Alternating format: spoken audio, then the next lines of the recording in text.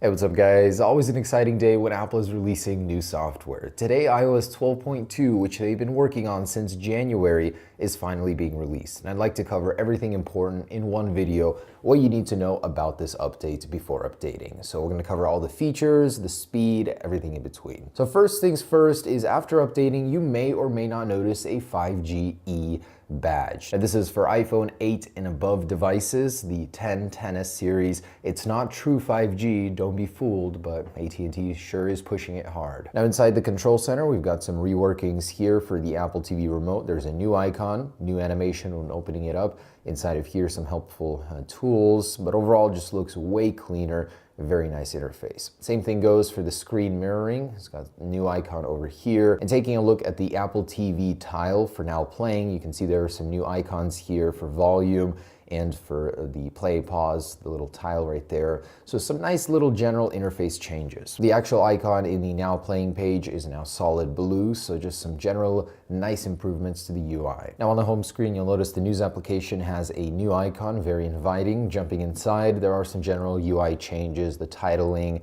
Overall, it's pretty much the same, just some slight adjustments. Search bar here is staying when you're scrolling. Overall, Apple wants to push their news subscription for the magazines very hard, and now you have a very great platform to do so on with the updated news application. And we cannot forget the new Animojis. So there are now several new ones, a giraffe, a shark, an owl, and a warthog. So all around very cool, very fun to play with.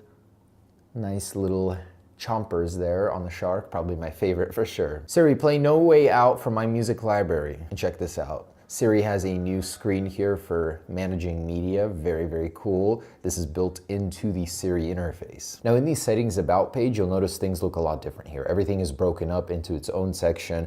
And over here, the software version, if you want the sub version, you gotta click on it. It's very cool. And then you got your limited warranty information. So right here, you can see when your warranty expires. If you do have AppleCare Plus, if you don't and your device is still eligible to purchase it, you can do so here. So some very logical and intuitive changes within the settings about page. I love it. And in iOS 12.2, the actual Swift language has been updated. So if developers do update their applications to support that, theoretically, the sizes of those apps will be reduced and the load times when jumping in could be reduced as well. So we'll be seeing some of those changes throughout the coming weeks. And in Safari, when searching for things, you'll see these little guideline images on the right. Very nice. And inside of the Safari settings, Apple has made a lot of adjustments here. By default, Do Not Track is now enabled and there's no longer an option in Safari there. That should have been like that from the beginning. Apple has realized, so they fixed that. There's a new option here for motion and orientation data for advertisers, and I don't know why you'd need that, but eventually we will see what that means. Safari in general has received an upgrade in the HTML5 score, so behind the scenes, Apple has been doing a lot of reworking on the performance of Safari as well. Now, websites in Safari that are unsecure will show up with a more prominent not secure site up here, and you definitely don't want to stay on these websites for long. Now, Safari does support a web color picker as well. Eventually, websites will have an option for you to choose by color, and you can use this menu here. Very cool for them to add that. And now third-party TVs do support AirPlay. You'll see them show up here if you don't have an Apple TV. And the wallet application has received an overhaul. This is, of course, for Apple's new credit card, their new system. They wanted to make it as friendly as possible. The prompts themselves are now more bubbly. Very nice and clean interface updates. I love it. Also, I don't have mine set up, but there is now an easy add money button instead of having to go into sub-menus to do it. So the interface gets cleaner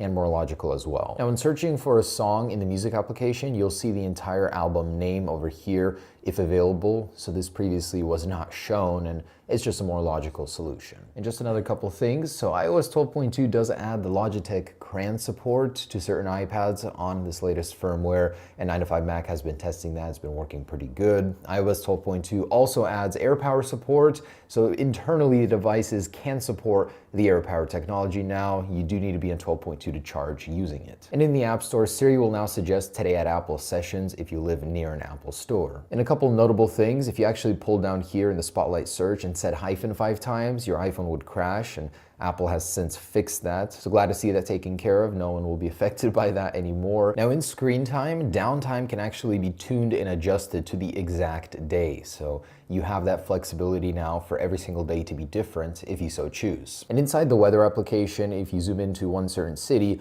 alongside the weather icon over here, you can now see the air quality index as well, which is pretty good for San Fran right now. Also, you can disable this right now. If this bothers you right here while zooming in on particular cities, there is an option to disable that now. And on the now playing screen, if the album art doesn't have borders, now it won't show with them. It looks really cool, nice little interface change. Otherwise, guys, I gotta say this is such a polished UI, man. It gets better and better every single time. And I love to see iOS 13, where Apple is eventually going with all of this. So I gotta say, running this for the last, 2-3 months, it's been great. I really have not been experiencing much issues, and I don't think there's any particular reason why you guys should not update to iOS 12.2, unless you're waiting for the jailbreak, of course. But 12.2 is required to use AirPower, to use the new AirPods 2. You kind of have to update if you actually want to use this thing with your latest and greatest Apple products. And of course, the performance is better. You're getting all these little smaller features, just refinements. That's what Apple's been about,